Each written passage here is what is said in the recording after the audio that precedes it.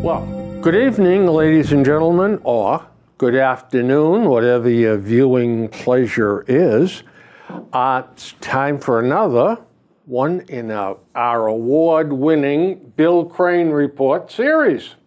With me today, again, is Christine Gleason to bring the logical part of the program to you. That's right. This program, by the way, in case I haven't told you, is totally unrehearsed, and Christine has no idea what I'm going to ask her. Very frankly, I have no idea what I'm going to ask her either, but we might as well get on with it. Absolutely. Is breakfast the most important meal of the day? That's what they say. What do you think? I think they're all important. Hard-hitting, decisive answers here, folks. Now listen, do you eat breakfast? Yes. What do you have? A variety of things, usually cereal, milk, yogurt, fruit. Oh, yuck. I like the 4 different food groups, very frankly. Coffee, donuts, fried eggs, and scrapple. That's good stuff. And sausage, gravy, and biscuits. Oh, man. Or a rather pedestrian approach would be corned beef hash and eggs. No? Wow. Well, so much for the cultural aspects of the show. Now we'll get on to something else. Well, all the nutritionists say that the breakfast is the most important meal. Yeah, supposedly, yeah. Because I imagine it gives you energy to make you go through the rest of the day. Who knows? You know, half of these guys are half-wits anyway that dream up this stuff. I don't know. All right, I'm going to ask you another question. Are you dangerously addicted to digital devices? I'm partially addicted. To? I'm on the computer at least 2 hours a day. Oh boy, you have a problem, but it's nothing compared to these other people in this server. You know, they're talking 8, 9, 10 hours a day. I read someplace this guy with his smartphone would get up 3 or 4 times a night. Now I do, but I go to the bathroom. All right? He would get up to check his smartphone, his email. Wow. But they are very addictive. Once you get on it, the time just disappears. What they did was, this lady wrote about this, and 2/3 of teenagers admit to using apps on their cell phones while driving. 2/3. Now, I think I saw them today because I must have seen 5 people over in Roach Brothers parking lots. Oh, definitely, yeah. It's worse than smoking. And this, someone said, we're compelled, we're tethered to the use of our digital devices. Are you on the computer during the day? Or evening? Yeah, I do some heavy computering. In the morning, I check WEI.com sports. Okay. So I can see the scores of the games the night before. And then I go to Fidelity, and I hit on my on the stock markets. And then at night, I go to Fidelity, and I hit on my accounts and see how my stocks did. Well, that's not much. That's it. Oh, all told, half an hour. So you don't Now- go on for the weather? No. No. I like, well, you don't have cable TV, Right. but I get 3 channels I look at for weather. Okay. And, but now, But isn't that really a digital device also? yes, it is. It is, really, yeah. But my television viewing, I get up at between 8 and 8:15. I come out, make a pot of coffee, take the bird seed out, put it out for the birds, get the newspapers, and sit down. At 9 o'clock, there's a good show comes on Fox Financial about the stock market. Okay. And I watch that for about an hour. And that's it. So I would add that TV time onto your other devices. Okay. Now at night, if there's a Red Sox game on, I'll watch it. But that's, and I watch every Patriots game from start to finish. But what's so addictive about these cell phones is that you have control over exactly what you want to see. You don't have to listen to any of the commercials, and it's personalizing the information you're getting. My youngest son, the most laid back of the 3, is he spends a fair amount of time on his watching certain shows. He's got a couple of conservative talk shows that he really enjoys. And maybe someday we'll talk about one of these shows. The guy is really good. He's only a young guy. But my oldest boy's addicted to that thing with sports. And he's checking it all the time to see what's going on with the Red Sox and the Bruins and all that. So what are they using for arguments? I assume they're saying that addiction to them is wrong. And what are their arguments against them? What they're saying is they're modeling dangerous habits for their children. A senior advisor with SADD, I suppose that's something, I don't know what the devil it is, Students Against Destructive Decisions, said 50% of parents have knowingly texted their teens while the teen is driving. So what they're saying is text messaging is banned for all drivers in 47 states and DC and Massachusetts.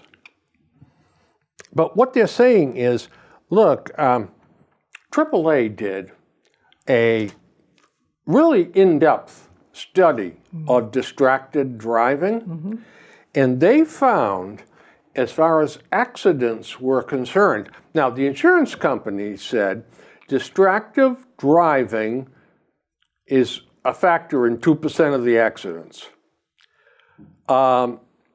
AAA, polling their members and going through accident data, found it to be 11% distracted driving as a cause in the accidents. So what they're basically saying is you shouldn't be driving, especially in texting. So everybody knows that, but nobody follows it. Is that? Well, I think you're right. They know it. Just like smoking. They knew smoking was wrong. But they did it. Right. Yeah, but I don't think, if you go back to the 40s and 50s, I don't think people had any idea that that smoking was as destructive as it was. Now, they knew it made them cough, but I think that if people knew what smoking does, I think that it would cut down a lot more on smoking. But the people that are smoking right now are addicted to it, and I'll tell you what, as alcoholics have said to me, I can give up booze easier than I could give up smoking. Wow. That a father-son combination told me that. But they've always known smoking is bad. I've read reports that even in colonial days, they knew tobacco smoking was bad. I think the tobacco companies had an idea it was bad before the general public did, because they certainly covered up that information, I think. But I'm not, listen, if I told you I understood that whole thing, I didn't. I don't. All I know is I never smoked in my life because I took a puff or two as a child. I said, this is stupid. This tastes awful. Yuck. And I didn't like the smell of it. But it was a cultural thing. It was a social thing. Everybody gathered around and went to the smoker room, or when you had your cup of coffee, you had a smoke and things like that. And a lot of people who have become addicted at first had the same reaction you did, but they overcame that because of the culture. I never cared what anybody thought. I still don't. Now, did you smoke? No. No. I was never interested. Didn't interest me. Yeah, same thing with me. You know, I just couldn't see it. But now they interviewed 1, 2, 3, 4, 5, 6 people here. They basically say, yeah, I'm addicted to these stupid smartphones and everything. But I'm going to read to you what one woman said. Okay. And I want you, because you're a woman, I know, because you have the membership card, and I want you to try to tell me what this woman is saying. Sue Cuthbert, age 50 of Braintree. I try to give it a break at night, but I do use it. I try to unplug. I have 2 teenage daughters, and I try to watch their usage and encourage them to go outside and play. What?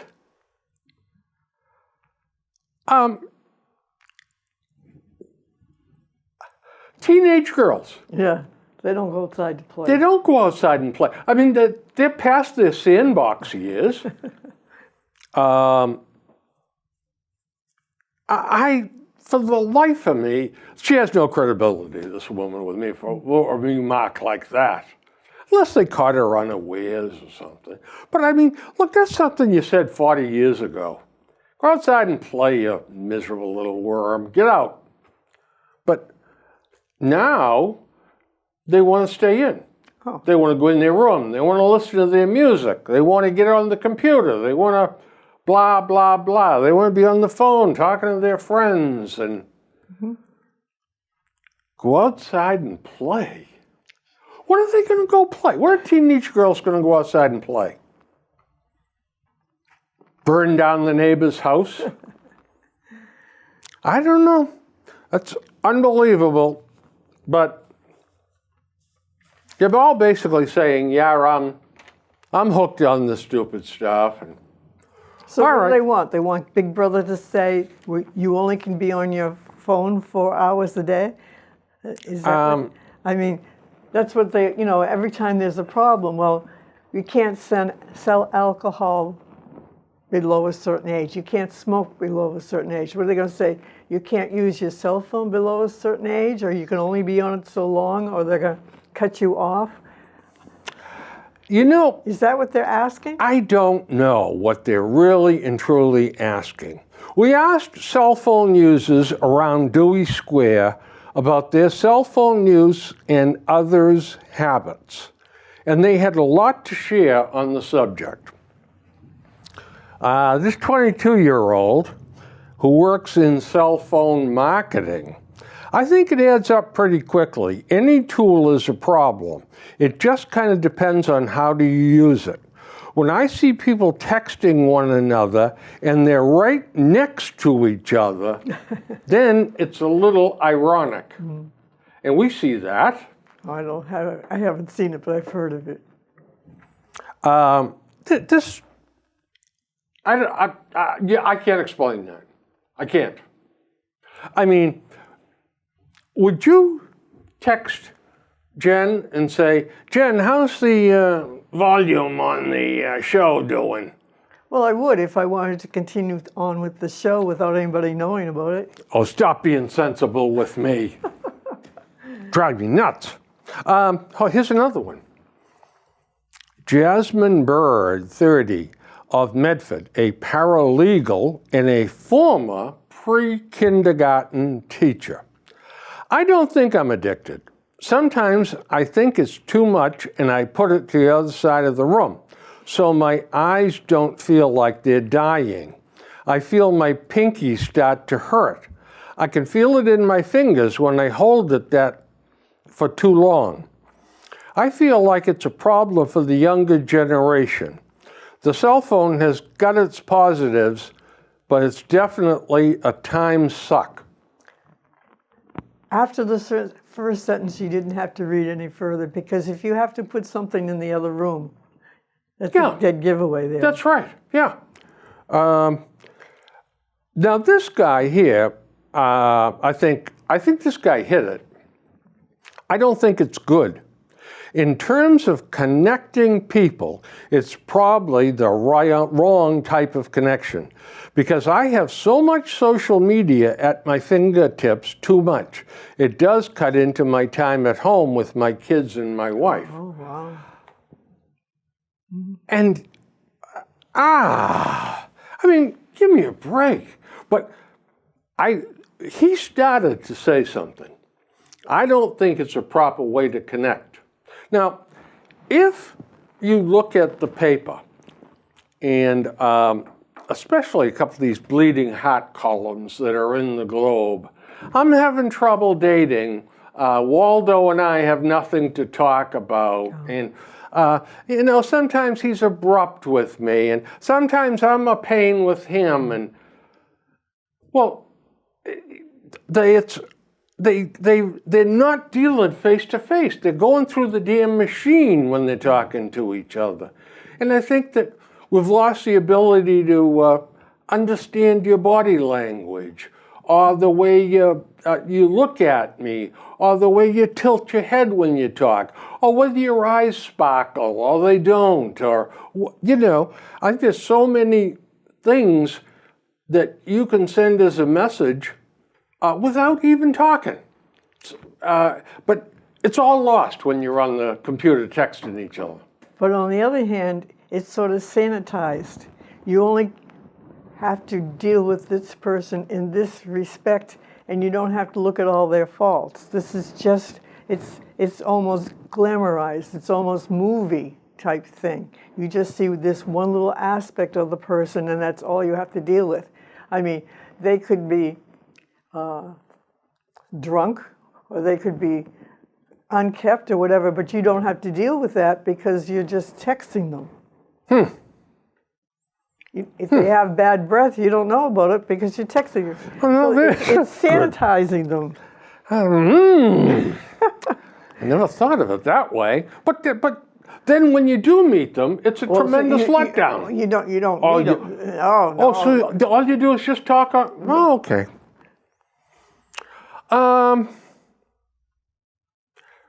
I think, this guy says, I think it's a problem for some of the younger people. They don't know how to quit. They need a timeout. I think they're all going to lose their thumbs. But I'm surprised they're not complaining about work lost and time on task. Because if you're on the computer all day, you're not accomplishing. I mean, it depends on what you're doing on the computer, I suppose. But if you're just social media and you're just texting, you're not accomplishing anything. You're not creating anything. Okay. So I've never been on the computer in social back and forth. I mean, I look at the computer to get scores, or if I'm reading a book and something is The Crisis of 1952, well, I put the bookmark in, shut the book up, and go look up The Crisis of 1952 and figure out what that was all about. And invariably, in reading about that, there's 2 more questions in there. So I'm typing it, it's an hour before I'm back to the book. But that's it. I don't The rest of it is just, phew. And the other thing too, now my kids laugh at me because I'll say to them, look, I want to order these 2 books. But every time I go to this website, they start asking me questions and what the hell goes on? And then I get stuck, and so Patrick will say to me, get out of the way, Dad, you know, blah, blah, blah, and then it's all over. But with me, when mode of shipping or something, and I try to type in cheapest way or U.S. mail or something, not a valid reply. But it's almost as bad as the telephone tree. You call up to ask a simple question, and about 5 minutes later, you get somebody you can ask the question to, and they say, oh, it's not my department. Go someplace else. So the telephone tree drives me crazy. Yeah, I know. Because the information that they tell me about, I already know. And I know the question I have is a question I have to talk to a real person about. Mm-hmm. I know. I rave to people about their answering machine. Hello, you've reached the office of Dr. Whatsit. If your neck hurts, press 1. If your feet hurt, press 2. And so you do that. Oh, you don't even get that far. Our hours are... Yep. Oh, and our menu has changed. Oh, I love that. them. Every one of them. They love to do that just to make you listen to the menu. That's I right. don't think it's really changed. It hasn't changed. I know it hasn't. All right. Next question. What age segment in our country is the loneliest? What insect? What age group is the loneliest? The 70s. You know, that was the #1 answer, but it's not correct. Teenagers? 18 to 22. Now, the person that was talking about this says some blame being away from home for the first time and being in college and not having dad or mom there to clean up after you or give you advice or... I don't buy that. I think kids these days, they have both parents working. They're not used to having the parents around, and they're pretty much fending for themselves. Really? Okay. They feel that there's pressure on them to act grown up and accept responsibility. Possibly? Yeah. The pressure to make a decision on what direction you will take with your life. In other words, what are you going to be when you grow up is weighs heavily on these kids. So. And the other one was many fall away from structure. Such as going to church with the family on Sundays. Yeah, but I don't think they do that anymore. I think perhaps they're in an unfamiliar situation, but I don't think it's away from structure necessarily. It's like they're out on their own, and they do have a lot of decisions that they have to make, and they're under a lot of pressure to make those decisions. And I think, like, they always talk about the stages of life. You go grade 1, kindergarten, 1, 2, 3, 4, 5, and then all of a sudden there's, ooh, this is the end of high school, or this is the end of college, what do I do now? That's the structure I see.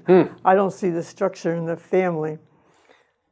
I made my kids go to church with me on Sundays, and they did it willingly.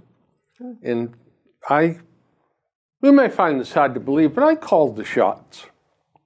And the kids fell pretty much in a line. In fact, my youngest boy was talking to me seriously one day, and he said, you know what, Dad? We owe a lot to you and Mom. Wow. Because you did things with us. And he says, you took us to church. And when something happened, you didn't hit us over the head and say, you knucklehead, you fish face, but you made it a life lesson. And I said to myself, I've accomplished something. Holy cow. Yeah. And I think the kids are missing an awful lot of that. I think the kids are like a cow. They want to know where the wall of the corral is. Absolutely, absolutely. I can tell you that from teaching. Once you lay down the law and you stick to it, the rest is a piece of cake. And the kids know it too. Yeah. You walk into that room and that kid instinctively knows what you're going to be like. Mm-hmm. It's amazing. Yeah. Well, all right. Tell me something. Why do teachers have tenure? Because there is so many subjective ways to measure teaching. It's just like being a parent. Nobody can parent right. The mother thinks this way, the father thinks that way. The mother-in-law thinks this way, the father-in-law thinks that way. There's so much. It's not something you can measure. They tried measuring it from standardized tests, but the thing is, you can get a good class, you can get a bad class. You can get kids that you spend the whole year with them and nothing happens, and then they get the next grade and all of a sudden all the pieces come together for them. So because it's so subjective, it's just, to me, it's very hard to measure. My job, I had a lot of things I had to find out and figure out and work my way out. I was left on my own a lot, but I never had tenure. Well, I didn't say that they were left, I don't say the teachers are left alone. I say that the method of teaching, the policy, the outlook of teaching, how to teach is so varied. And you will see that they go to the open classroom where every kid does everything else, and then you go back to memorizing number facts. Mm-hmm. It's just so varied. There's something else I wanted to say too, but it'll come to me. And kids are so varied. What works with one kid doesn't work with another kid. But so how do we gauge who's doing a good job teaching and who is not, who is backsliding? But it doesn't make a damn bit of difference because they're all going to hang on to their jobs anyway. No, the thing is, there are teachers, there's a lot of politics involved too. Of course there is. There's politics in everything. So it's... Now, then we ought to have tenure for all jobs. I don't see why you teachers got away with just having it. All right. Well, here's a bumper sticker I saw this morning. Explain this one to me. A woman without a man is like a fish without a bicycle.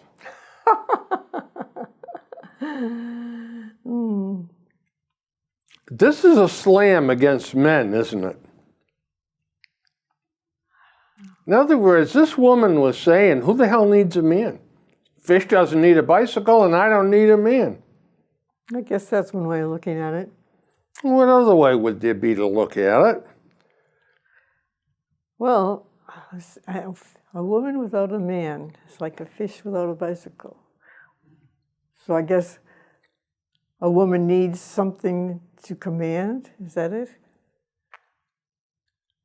No.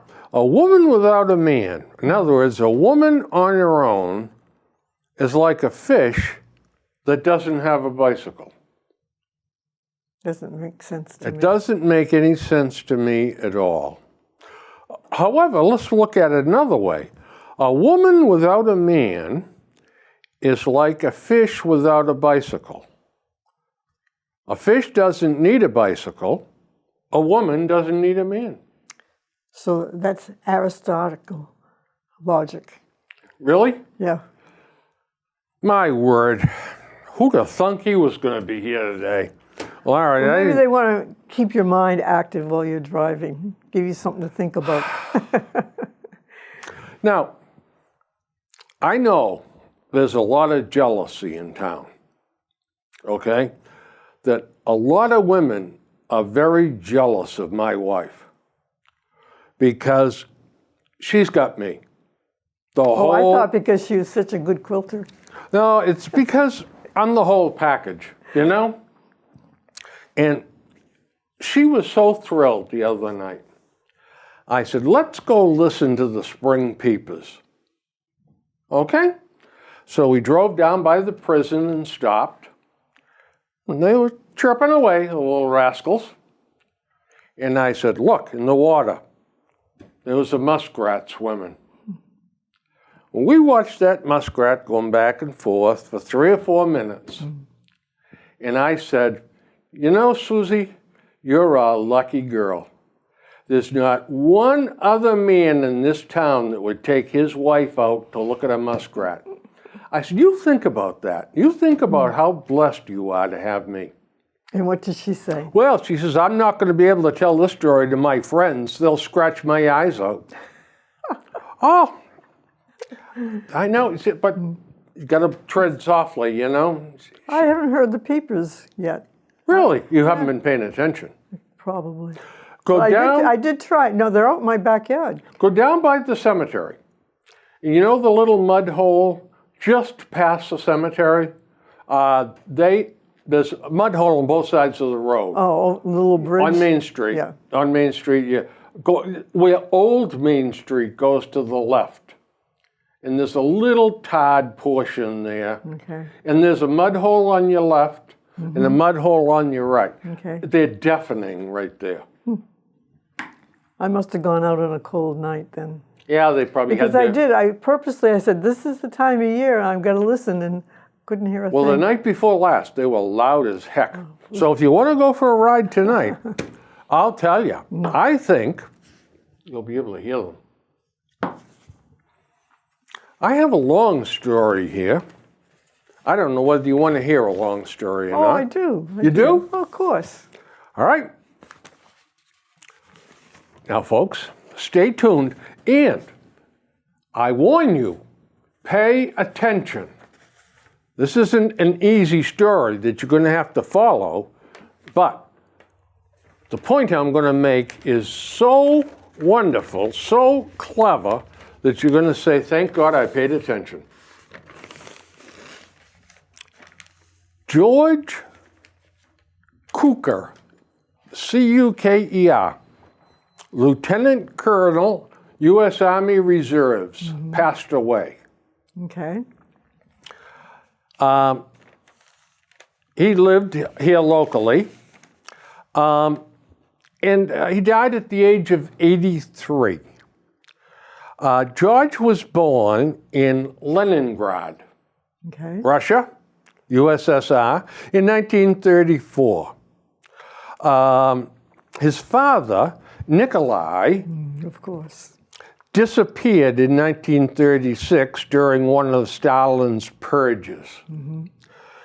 When Germany invaded Russia in June of 1941 and the encirclement and blockade of Leningrad began, his mother refused to allow George to be evacuated to a safer place with many of the children of Leningrad, following the bombing of children's evacuation trains by the Nazis. She said they would either survive together or die together. She heroically held a family of 4 in survival. In April 1942, following the terrible winter of 41-42, when over 1 million people starved to death in Leningrad, they were evacuated by the Russian military over Lake Ladoga to Drambu, Kazakhstan, in the south, far from the war zone. They lived there until the end of the war, when they left on foot and walked to Germany, to Bavaria, where they lived in an American displaced persons camp for 4 years, until they were sponsored and able to emigrate to the USA in 1949. They settled in Chelsea, Mass. Yes. When they arrived in Chelsea, George was 15 and knew no English. He graduated from the Williams Junior High School in Chelsea in 1950 and from Brighton High School in 1953. He received a degree in mechanical and machine design from the Franklin Institute of Technology and graduated with a BS in engineering management from Boston University College of Engineering. He was a member of the PMD 17 class at Harvard Business School. During his time at BU, he held a weightlifting record for bench pressing 500 pounds. Wow. As a mechanical engineer and quality control specialist, he worked at Raytheon Power Tube Division in Waltham, General Electric Engine Division in Lynn, and Northrop Aviation, before forming the Kent Group Company, specializing in construction and project management. George always respected the military, as it was the Russian army that rescued and brought them safely during World War II, as well as the American army that helped them during their 4 years in Germany. After college, he attended the 6-month Army program at Fort Dix, New Jersey, where he was awarded the Outstanding Soldier of the Post, which led to a scholarship at the Massachusetts Military Academy of the Massachusetts National Guard, where he received his commission in 1959. He was a member of the Yankee Division National Guard before transferring to the U.S. Army Reserve as an artillery officer. He attended many Army schools, including Command and General Staff College at Fort Leavenworth, Kansas. He was attached to a civil affairs unit and for many years was the Massachusetts liaison officer with West Point. He retired from the Army Reserve as a lieutenant colonel after serving for over 40 years. In 1988, during Perestroika and Glasnost, he returned to Russia and formed the joint venture Moscow Project Management with the Russian Ministry of Construction to educate Russian managers in construction project management. For many years, he brought groups of Russian construction managers to Boston for education. In 1990, he formed Russian Real Estate Corp in Moscow to renovate office buildings to Western standards. His early clients in Russia were Samsung, Polaroid, L'Oreal. He commuted between Weston and Moscow for over 20 years, until 2010 when his health began to fail. As president of Kent Corporation, he was proud to design and build the Downtown Harvard Club, and he also helped relocate the Children's Museum from its previous home to the Jamaica Way to its present Seaport location. George had many memberships and charitable affiliations. In St. Petersburg, Russia, he formed the Leningrad Blockade Survivors Fund to raise money to help elderly survivors find needed services and housing. He was a trustee of the Sarah Caldwell Opera Company of Boston and helped find and renovate the Boston Opera House. He was a member of the Corporation of the Franklin Foundation, appointed by the Supreme Judicial Court of Massachusetts.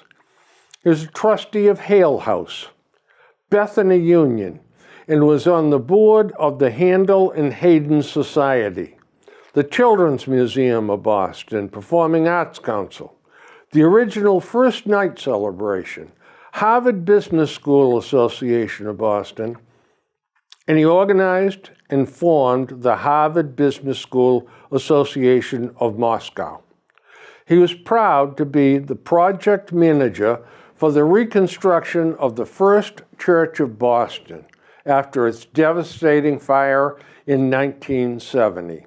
His memberships included the Union Club of Boston, Hyannis Yacht Club, Harvard Club of Boston, and he was a proud 33rd degree Mason.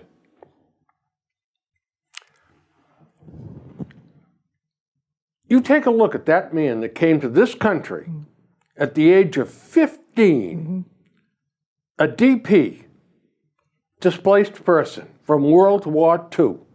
He came here without the language, and look what he accomplished. Incredible. This man, you're right, is incredible. And yet, we have people born in this country whose singular goal is to get on welfare and have no ambition at all. Here's a guy that came here with nothing. And look at the things he did and what he gave back to society. When I see a story like this, all I can say is, wow, there is a man. And what's going on with these kids that are dead from the neck up in this country? Where is their ambition? Their drive to give back to the country, to do great things. Oh, there's a few of them around. Bill Gates. Well, he's given back an awful lot of money, I'll tell you. Yeah, but it's just chicken feed. To him, he's given away, he will end up giving away practically his whole fortune. Yeah, well, they have this group with Warren Buffett. Yeah, Warren Buffett. And there's somebody else. But Paul Allen, I think. What is interesting about Bill Gates is he has a specific goal, and that goal was to wipe out the diseases, certain diseases, and that's something that can be accomplished. So I think I give him a lot of credit for that. He's really gotten into the ground and done that. Warren Buffett also is interesting. He lives very simply out in Omaha, Nebraska. I've been to the restaurant where he goes for lunch. Never bumped into him, but it's just nothing elaborate about it. It's a steakhouse. It's very good food, not expensive, and that's where he eats, you know. But that's Warren Buffett, too. He never flaunted his riches, and he's going to end up giving away, between him and Charlie Munger, they're going to give it all away. Yeah. But this guy did everything else, too. He went in the service. He built things. He went over, helped Russia get on their feet. It just goes on, and all the cultural endeavors, too. He outshines the Buffett and Gates because Buffett has this one talent, and he has expanded on it and done well with it, but he hasn't done a multitude of things like this guy has. And he didn't start at 15 without the language. Right. Yeah, that's an amazing thing. Well, anyway, I thought you'd enjoy that. Makes me very humble. Well, I'll tell you what, it makes me feel very humble, too. Well, now we go from one end of the spectrum to another. San Antonio, Texas. A Texas man says his wife slashed him because he ogled another woman. Serves him right. Yeah, and his wife said, told the officers that she could kill him. She's in jail waiting to be tried for assault, aggravated assault with a deadly weapon. She's only 27 years old. Pardon? She's only 27 years old. It's not, I mean, what do you do with someone like this? We don't have facilities to rehabilitate them. We closed them all.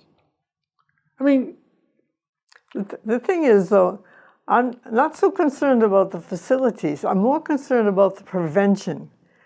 What possessed her to think that she could be violent in that way? And why doesn't she have the Christian turn the other cheek or forgiveness and all that other stuff?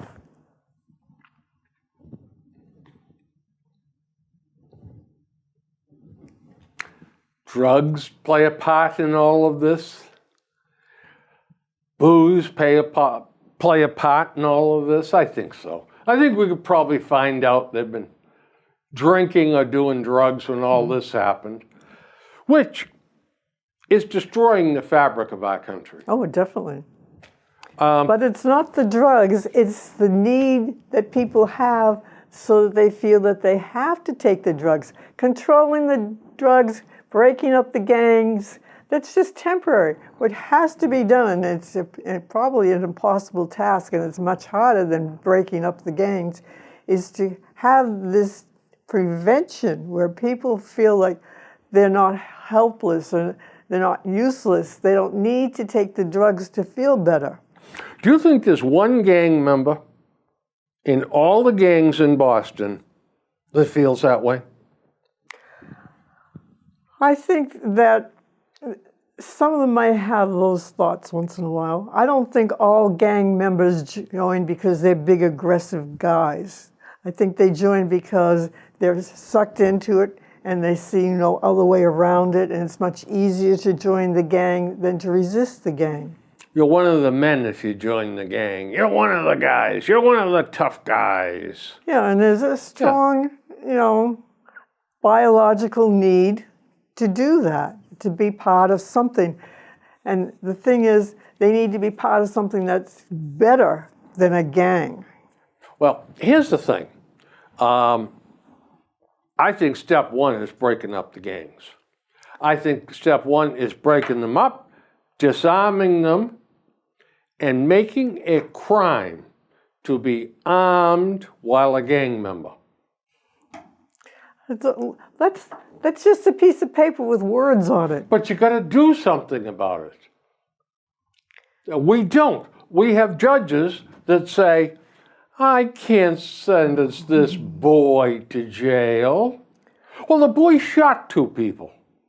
Well, he's only a lad. If he goes to prison, he's going to be bent forever. Well, I don't understand the prison system. Maybe they should have different prisons with different degrees of bad people. Maybe. We do. We have done that with minimum security, median security, and full security. It doesn't appear to do much as far as crime prevention or recidivism is concerned. But I'm hooked up on the word security. The security, that means a number of guards and the number of barbed wires. And Yep. It doesn't mean this is the kind of training you get here and this is the kind of help you get here. It just means the number of guns that are watching you. I don't believe there's much training going on behind bars. Now, there is some, and these are motivated people who have said, I screwed up. I'm going to get my college degree while I'm behind bars because they make it easy for you to get it. It's not insurmountable. But the question is, what is the environment that the person who's going for their college degree is surrounded by? Well, it all depends on the level of security. Now, in median security, you got gangs roaming the prison. Well, they do. Oh, I know. Yeah. I know that. I mean, and they'll tell you, when you go into Norfolk, over there is the Spanish, over there is the blacks, over here is the whites. Hang out over here, or you'll be dead from either one of these groups. So what do? You join the gang. Oh, of course. Because you, survival. that's right, yeah. Changing the subject. Donald Trump, the adulterer. What are we to make of all of this? I think a lot of it is just hype. I think lots of other presidents have had affairs and not been called up upon it at all. Well, for instance, and it's almost as though we rehearsed this. How about FDR? That's what I was going to say too. FDR, Clinton, FDR. Kennedy. Lucy Mercer was with him when he died in Hot Springs. She had been his mistress off and on for what? Close to 40 years? 30 years anyway. Missy LeHand was his secretary, private secretary, and pretty much a foregone conclusion that she was also his mistress. LBJ was a notorious womanizer. Really? Yeah. And he and Ladybug? No. Lady Bird. Ladybird sort of had this, Agreement. yeah. Politics over there. I come from money, so I'm running the money end of this deal. And as long as you don't embarrass me, you go do what you have to do. That's what I've heard. Yeah. John F. Kennedy was born with an extra chromosome there, I think. But, I mean, if it had a pulse, John F. Kennedy was after it. Ike Eisenhower, Yeah. during World War II. While he was away at war. That's right. But he got a pass on that. Because, well, he was overseas for 3 years, and his driver was somewhat attractive, and he was a general. And I guess generals were allowed to have sex, but nobody else. I think the press was in a whole different standard back then. Top secrets were top secrets. And you didn't rat out the presidents. I mean, I think they had a lot more respect for the president and the office that they held, and they didn't publicize those things. they knew all about it. 5 minutes, 1 minute? 5. Okay. And we may as well throw in Willie Clinton also. Yeah. I did not have sex with that woman. That Miss Lewinsky.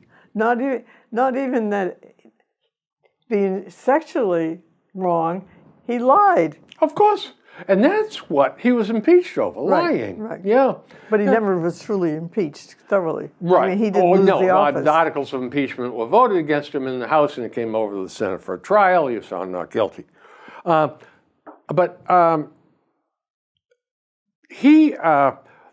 me, what he did was worse. Because FDR, LBJ, JFK, those were adults with adults.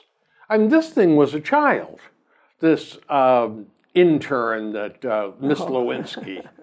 I mean, you could make a heck of a case that she was just an impressionable kid. Oh, she was an intern, yeah. Yeah, and placed in there, and she supposedly should have been sacrosanct, that she was protected as sort of a child functioning with the.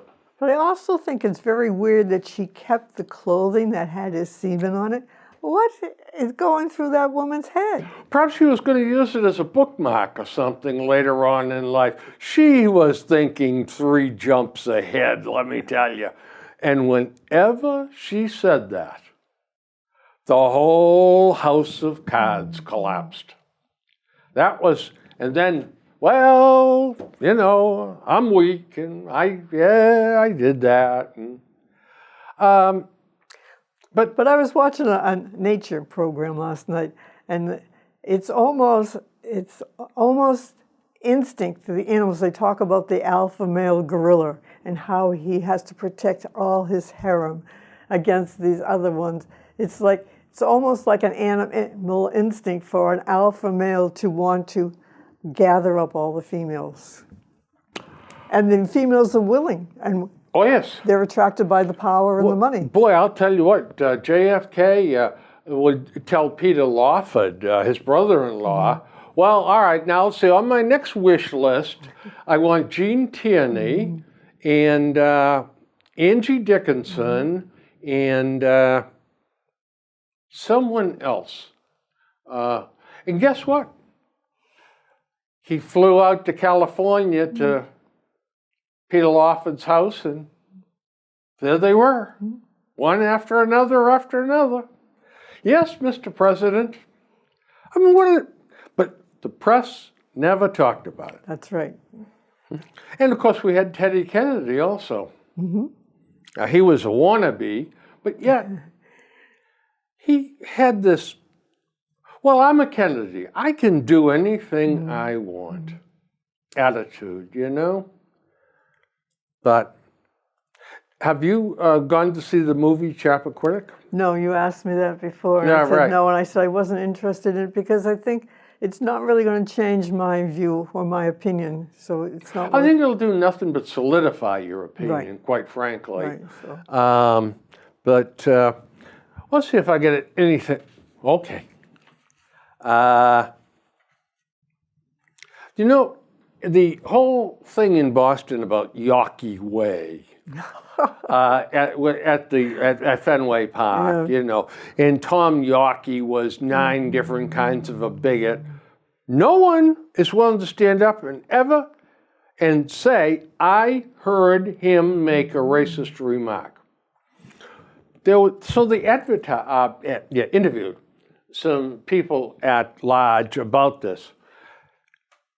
An anonymous black man was quoted as saying, and by the way, to me, this makes more sense than anything I've heard. It's a slippery slope when you decide to rewrite history. Instead of this, why can't we all just talk? This is so stupid. Well, it is stupid. It is. It is incredibly People haven't got better stupid. things to do. Why aren't they out helping people getting along instead of changing names? You're exactly right. By the way, real quickly here, we're coming to the end. President Trump was asked by Reverend Darrell Scott from Cleveland, why don't we have a summit on race? And you know what the president said? Yeah, he said, I'm all for it. This was something for 8 years that Barack Obama never once initiated and never once wanted to have. So I think that is great. And it's this black man who said, why can't we just all talk? Why not? I think it's a great idea. Well, if the people who talk are sophisticated enough to talk Well, and not protest and well, that's everything it. else. Oh, sure. I'm talking about sitting down and talking. All right, folks, that's it. We've managed to burn off another hour of supreme entertainment for you. And you know what? A couple of weeks, we're going to come back and do it again. Because, boy, I still got more stuff to go through. And I'm going to ask the following question to Christine next week. Do you think about or fear a zombie apocalypse? Tune in next time to see what Christine says about that. And on that note, folks, good night, good afternoon, or whatever.